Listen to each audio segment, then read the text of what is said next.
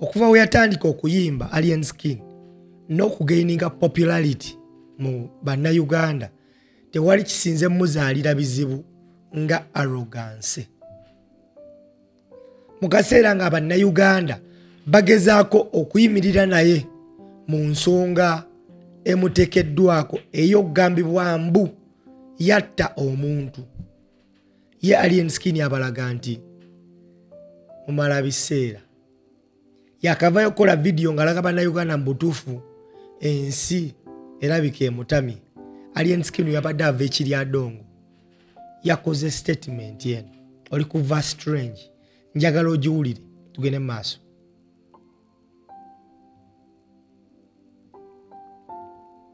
Mkoba bunyabo chali ku page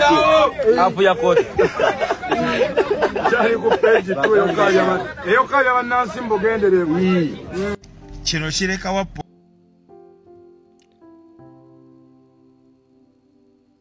ku nsonga y'okukabya bannayuganda mu bugenderevu. Alien Skin ategeezezza nti akyali ku phase 2 ng'abawagizi be bakaaba amaziga ku live. Ye Alien Skin yavuddeyo n'ategeeza eggwanga nti buli kyakola atandika butandisi, ekimu ku biraga nti tewali ayinza mustopinga because ategeezezza nti akyali ku phase 2. Tekisinga luma nga bannayuganda kubanga bayiyewo omubiri okumuwolereza.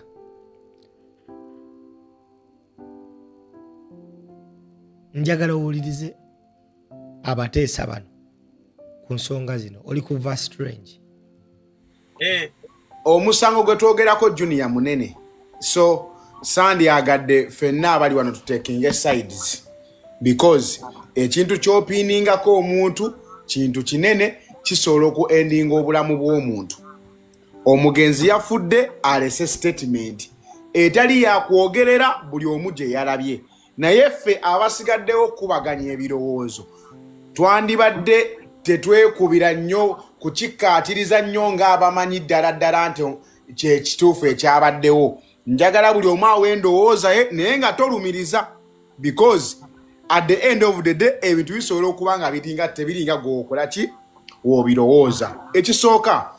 tutandikire ku Alien Skin ng'omuntu. Over and over time again Junior twaliko ku live emunze naawe nga tuvumirira Alien Skin okutambula n'abantu because now it is very evident nti Alien tasobola kuteminga group y'abantu babeera nabo. Abantu babeera nabo bali under ye naye ate taina maanyi gasobola bakakkanya oba kubagaana kukola bintu bimu. Waliwo ebintu ebimu byakola by reflex okusanyusa bali naye ate nga yandibadde oba oluusi abyesonyiwa ye ng'omuntu. Kanku ekyokulabirako Fiki we yatwala Pest Vibes bamala okukola bye baakola ne Alien ekye baakola kyalinga aspiring just kuzanyamu obadde ngeyo ng'ozijonkera olowooza osobola yambala mutwe ekubemu kale yali yakisaazi era ne Alien wamulaba ng'akola bwati ekyo nze nsolo kitegeera naye ate bwe ebyo bimala okuggwa olaba komanda mudogo ng'ate ye akyali n'obusungu Junior era olaba komanda mudogo ng'akuwa omusajja ekikonde ekintu Alien kyayita kkiriziganya nakyo naye mu kaseera ako komanda mudogo yali azze mu karakita ye nga ye komanda mudogo. Bano abantu bemwekuŋŋanyizaako Fiki Gaza buli omu mumulonda kuva gy'ava n'emizeege n'empisa ze. Nze at one point Junior nina omuntu eyaŋŋamba nti waliwo omusajja asula ku kabira awo oba ye Mafulubeeto oba yaani bw'omusajja baamuggyeyo omusoga naŋŋamba oyo omusajja ttimu omusajja mubi nnyo olunaku lumu asobola n'okwekyukira natta Alien. Onfuna bulungi kitegeeza ki basobola okuba bali under your control naye to what extent komanda mudogo kakasa bw'aba anyiize anajjukira nti nno kati Alien ayogedde because waliwo tugenda okutuuka Junior omuyimbi yeetaaga abantu abamutambulirako. That is very evident because oyina abalabe bangi oyina competition eteetaagisa weetaagayo omuntu omu babiri basatu abali organized. Alien asobola okubeera ne Julio n'abeera ne Kabadia n'abeerayo n'omuvubuka omu gwatuma enkwatyo ne gwatuma ku dduuka bamala ne lwaki weekuumirako ganga y'abantu abangi we bati buli omu gojje mu corridors ez'enjawulo abantu bano kakasa bonna osobola obbateeminga kiyinza okuba tekisoboka ge mazima junior ekisooka I want to pose a question bannange mulowooza kyandibadde feya Alien Skinny n'abeera ng'asula n'abaana abo bonna bonna buli omu ne disipulini ye ng'asula nabo mu kifo omuli famire ye nze Timoska Kasande kituufu kankubulye junior okubeera ng'okulira ghetto teweetaga kubeera ng'osula mu ghetto osobola okuba ng'osula bweru wa ghetto naye nga gwogikulira onfuna bulungi General Muhoozi tasula mu barracks wadde nga yatwala amagye Bobby Wine we yayitira ghetto president yayita sula mu kisenyi yesulira magere kitegeeza ati alien goina tereza nkolagana yo n'abakomanda ba ghettos ez'enjawulo okusigala nga amaanyi ogalina wadde abantu bali tobeera nabo because okubeera nabo that is a risky business bien kugamba bya ddala that is a risky business bana abaana tosobola kubateeminga waliwo ekiyitibwa multiple personality disorder omuntu akugamba gyebaleko nagamba koma nnyoko at the same time nga ye muntu y'omu kitegeeza ki abo abaana bali ku brink ey'okolapsinga essaawa yonna naakola ekintu kyoba tosobola kyotakola ki kyotamusuubiramu naye olw'okuba nti gw'omutwala toyagala omunenye kuba ojja kulabisa bali nti ate ye mukyamu tekijja kuleka mu ttaamu zintuufu nnungi naye n'osalawo riding on kati walaba ekyali ensambya gwe bagambye alien ye yagamba abaana nti muveemu mugende bali bakubeyo mu bakubeyo tekeze mbakubye nedda wabula abaana boye baggula gate ne bayingira ba akitinga nga boye basuubira balina okukola ki we balina oku akitinga kitegeeza ki alien yatwala yeetikka omusalaba gw'ebikolwa eby'abaana be byeyitasobola controllinga at that very moment asobola obbagamba nga tugenda busaabala ne balinnya kituufu newe batuuka ebusaabala omu asobola owalampa omuti ku mpaka nga tolina kyojja mugamba n'aguwalampa ne bamugamba lwaki oguwalampe ne weewunzika nga alien olina okujja olage bali nti ekyokuwalampa omuti kituufu wadde nga naawe okimanyi si kituufu eggaali nnungi ng'ekuuma ggwe teri muntu ateetaaga abantu 2-3 kumutambulira kuolaba nange Timo ndina eggaali Gaza wansangano towansanga ne batabani bange abantambulirako yes nange kati ku level gyendiko sola tambula mu kkubo nzekka era nina omuntu 2-3 wonsanga ng'oyagala kukola kavuyo bajja kweŋŋanga naye omuyererero gw'abantu abangi tebeetaagisa tukomewo ku ky'omwana yafudde yalese akoze statement kati gwe nawe otandika okuleeta counter videos oba counter evidence tulina okusooka okusaabulula evidence olwedde omufu gye yakoze eki astatinze era poliisi omulimu gwayo kati kuvaayo kutugamba nti yes babute omwana teyamunonawo nga kikoze mutya nga poliisi egenze omwana wakiraiminga we bakola ki we bamunona tuula ne banyumya ne banywamu akacyayi omwana n'afuluma poliisi yeyina okuvaayo ereeta obujulizi because poliisi yagenze wa alien tukakasa nti ne kamera yazikoze eki yazikebedde kati poliisi eveeyo etubuulire bwe yagenze ku poliisi ewa alien yazuddewo ki because evidence y'omwana nga yeebase buli omu atandise okugiteekamu nti ayinza okuba omwana baamukase ayinza okuba bamuwaddeyo ssente ayogere bw'ati kisoboka it is very possible junior omuntu nagamba tukukubye ne togamba ffe gamba gundi it is very possible but police eyina okukola obuvunaanyizibwa due diligence esooke tuke 1 ku point omwana we baamunona 2 we baamutuusa kyekyabaawo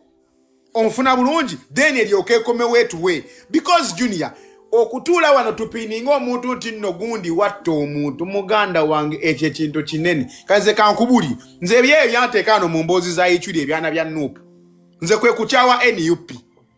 mbutimo biki nenga just nali mu lutalo lwange na Sami the Mighty Family nakireeta mu ngeri ya vibe okakana kinkwatiddeko naguno gujwa buli omu agamba balista watta ichuli nakivaako psychologically nekindamejinga one way or the other oba nfuna bulungi junior kati so wesebe byayiciri kali kamwako gwe wakolanga statement ezikulagisa abawo bino si bya kususa maji twale byakatwala kulinga embizi ensanirire oli mutuufu abawo oli mutuufu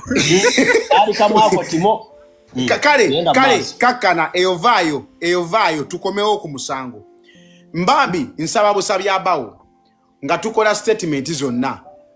tusigale kukigambibwa mbu omwana yalese agamba mbu naye tulebe kukikatiriza because wakyaliyo omukisa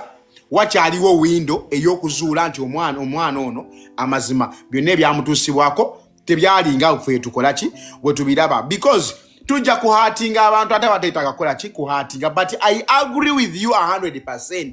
Abantu alien baali nabeewaka bangi nnyo okubeerawo ate si be bantu abali fit okubeerawo bajjala trophy gye bali nga kanyama ate nga alina discipline ng'asobola okukuuma ng'ate ne discipline nga kweri abasajja senga eggaali ze zaali zikola ze zandikuumyenga ebivvulu n'emikolo naye bakozesa ba Uber security n'obeera n'owa security ali professional olaba wa security wa gundi owa bebekulu oyo muvubuka ani kobura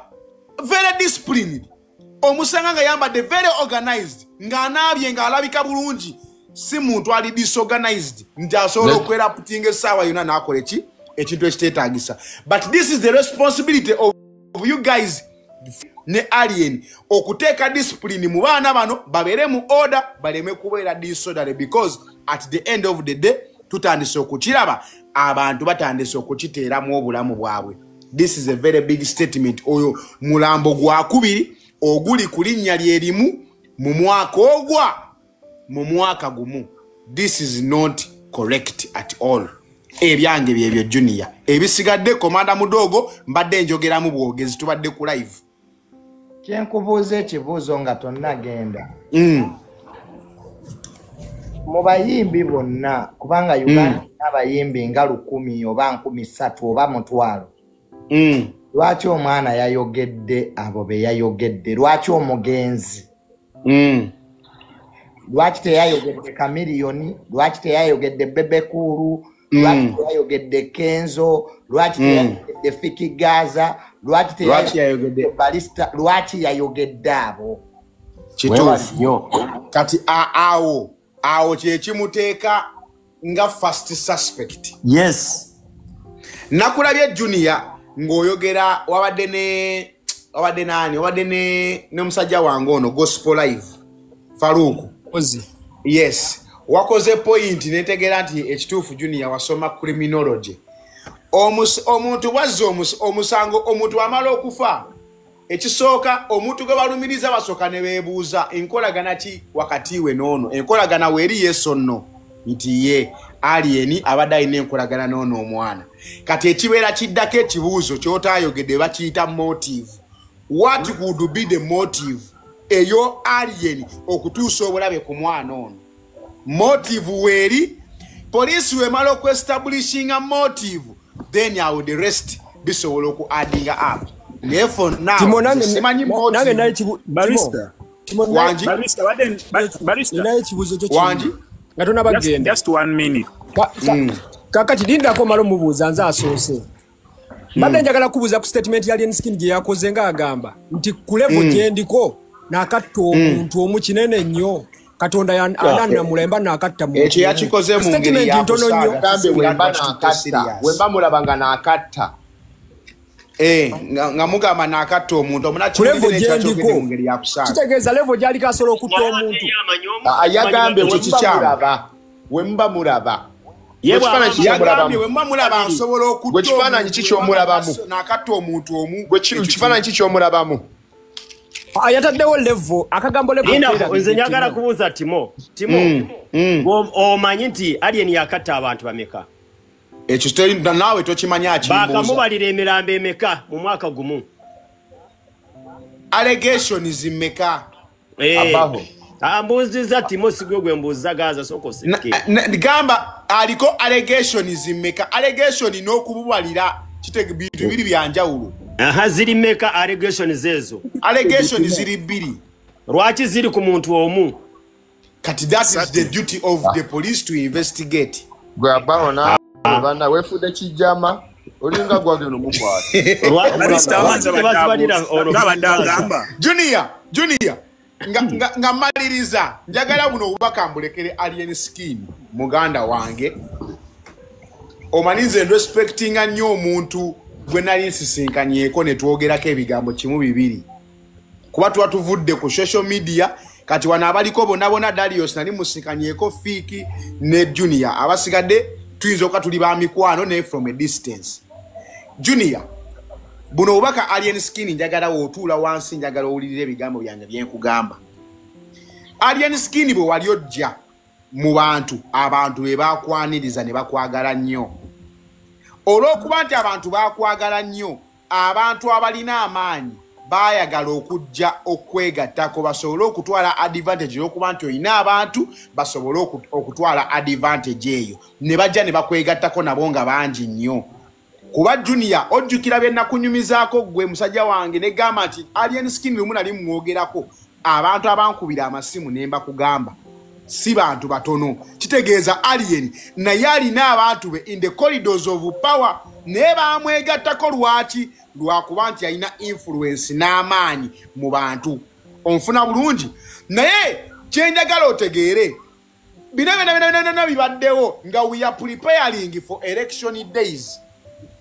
Tugenda mu kaseera kaki ka bululu Alien essaawa eno ne bw'okuwa omuntu oluyina akala inkakasoga omusango basobola ogukwejjeereza lwa nsonga essaawa eno bakyakwetaaga lwaki the moment bagezaako okusabotaginga enkolagana yaabwe nabo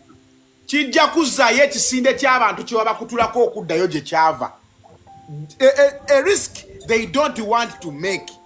Kitegeeza ki essaawa eno kyalina immunity eyo nti bakyawulira bakyakukirizaamu bakyasobola okudifendinga nalabe ne minisita omu yabadde alina olukiiko lwaliko n'akwogerako birungi byokka byereere naye tolowooza mbu ne sayidi ye embi tagikola ki tagimanyi abeera agimanyi naye essaawa eno bakyakwetaaga naye waliyo akaseera ako nga kye bayita post election days ng'akalulu kakoze eki